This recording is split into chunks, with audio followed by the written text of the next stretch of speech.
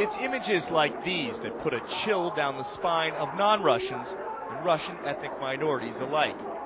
Gangs of skinheads, known by those who detest them as jackals, who prey on non-Russians, leaving behind the bodies of Africans, Vietnamese, Russia's own ethnic minorities, even children. Anyone whose skin color is a little different. You might call this a skinhead training center, a gym in the basement of a vocational school. The skinheads say the police contacted the school's administration when students' names surfaced in connection with racial attacks, but none of them, they say, has ever been disciplined. They agreed to talk about their activities, but when I asked them to take off their masks, they refused. The leader, who went by the name Sergei, said they're afraid of being recognized. I don't want to show my face on camera, because the people at the top that are interested in us could charge us. That's why we have to go underground. Why do they launch these attacks? We want the blacks and the migrants out of our country. They take our jobs and behave completely disrespectful towards Russians. These hooded men told me they'd carried out 15 attacks, the most recent in November. They claimed some in the group had even murdered. I didn't have to videotape this gang doing its dirty work. The groups routinely videotape their own attacks. This tape was obtained by a local TV station from the police.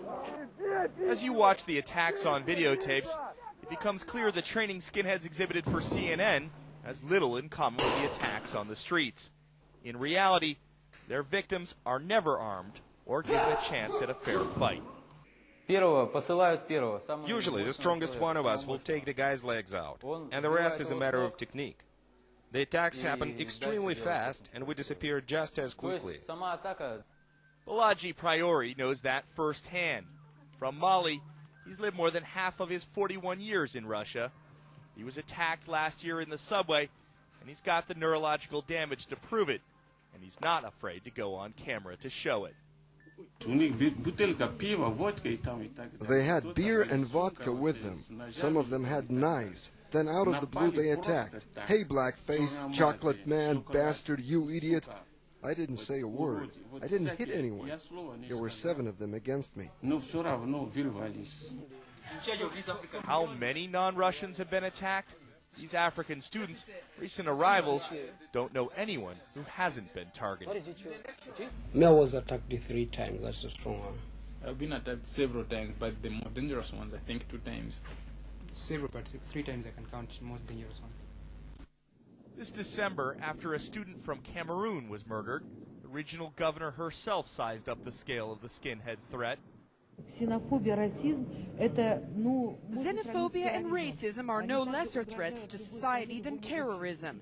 Groups of aggressively minded young people must not be allowed to walk freely or with impunity.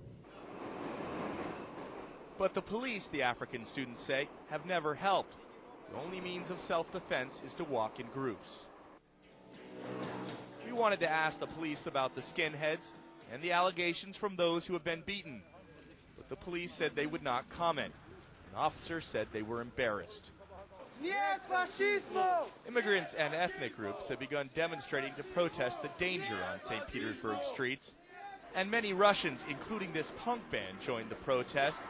But then they too were targeted. This guitar player, a prominent critic of the city's skinheads, was stabbed to death in November. Another activist was shot dead through a door.